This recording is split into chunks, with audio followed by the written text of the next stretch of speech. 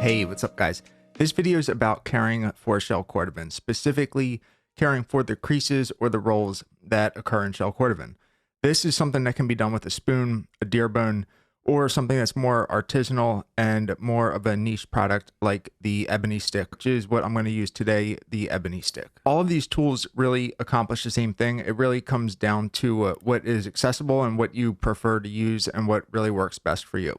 These all do the same thing. It's strictly a preference and what is available to you. Now, using tools like this, they can accomplish a few things. You can use them to actually like shine the shell Cordovan, but in this case, we're going to really focus on caring for the rolls and smoothing them out to just kind of provide a general how-to or a general tutorial to cover what that means. If you're interested in seeing how to shine the shell Cordovan with a tool like this or how to fix a scratch or a scuff, let me know in the comments and I can make a video about that as well. There's a few reasons why you would want to even smooth out the rolls or the creases in the shell Cordovan. I think the most obvious is just because when it's creased, it looks like it's worn, and when it's smooth, it doesn't look like that. But just keep in mind, even once you smooth them, as soon as you put them back on, the creases are going to appear again. Let's get into the care routine. Then I'll get into some reasons why I prefer the ebony stick over some of the other tools later on, and I'll also touch on some other reasons why you may want to do this routine for your own pairs of shell.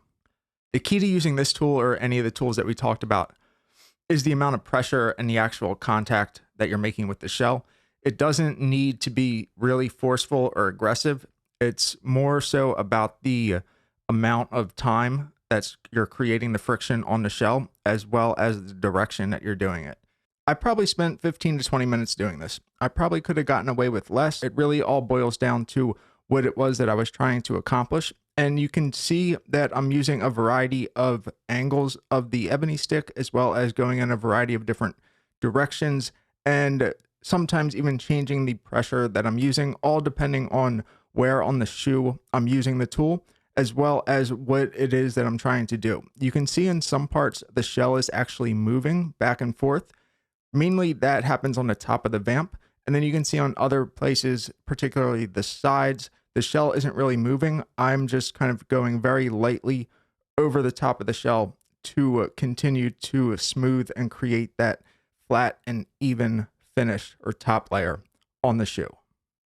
There's really no secret or magic guidance for how to do this. It's really just a matter of putting the time in, getting some practice or experience, or just kind of getting used to the feel of using a tool like this. At first, it's going to feel a little bit awkward, no matter whether you use the spoon, deer bone, or ebony's tool.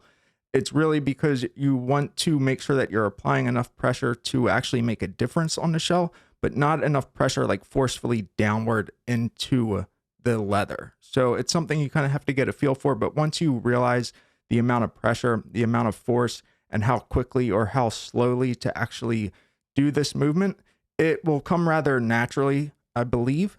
At least it did for me. And then from there, it's just a matter of doing it over and over and over again until you get it to the condition that you want to see it. Just keep in mind when using a deer bone or any kind of natural product for this, there are natural kind of blemishes or abrasions on those types of tools. So you just need to be careful and make sure that you're using a smooth part of the bone to smooth out the shell. Otherwise, you're going to actually be creating more creases or more scratches in the shell as opposed to caring for them and getting rid of them.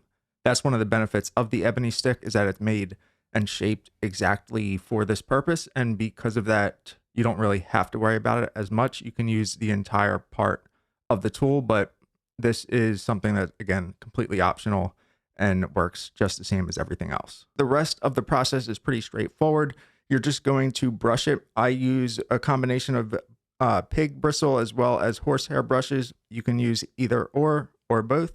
And you just brush it to kind of buff off any of the abrasions or any of the kind of scuff marks that the tool created, and you're all set to go. It's a very straightforward and very simple process.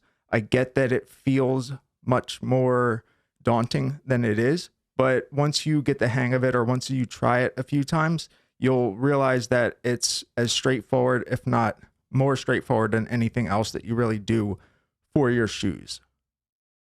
So this care routine is one that unfortunately can take some time. It's kind of hard to predict how long it's going to take to care for the rolls. As you can see in this pair, obviously the rolls aren't that significant, so it's going to be a rather short care routine. But for ones that are more distinct or more kind of set in, those are definitely going to take a little more time than this. And you can't really rush it. It's not like the more force that you apply, the quicker it's going to go. That really doesn't work here. It's more so just like you have to kind of go through the process. And once you get the result that you're looking for, or see that you're making progress towards that result, you can kind of determine when it's the right time to stop. The other reason is that the creases or the rolls are really where the signs of wear are going to show most, because that's where the oil, the residue from any product or conditioner that you apply, and the waxes from the shell, all of that is going to build up in the creases and the rolls, as well as any, residue from like the actual elements, rain, snow. So if you just leave that over time, it's going to age much faster than any other part of the shell. And that's why you'll see in some older pairs of shells, the actual creases or the rolls are much darker than the rest of the upper. Let me know if you have any questions about this care routine. Let me know if you've had a different routine or a different approach work for you better in the past. There's definitely different ways to do this. You can always apply product. You can use little dabs of water, or you don't even have to do this at all. It's completely optional. But I've gotten some questions about it, so I figured I would go ahead and do an updated version of this video. So definitely put your questions in the comments below. I'll be sure to get back to them. Hopefully do some live question and answer, or even demonstrations if there's a particular issue that you're having trouble with. Appreciate the support. If you guys haven't already, definitely like the video, subscribe to the channel, and turn on your notifications, and I'll see you next time. Thanks.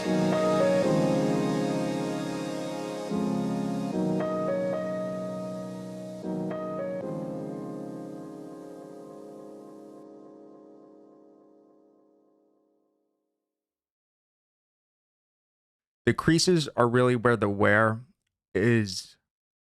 Like I said, this pair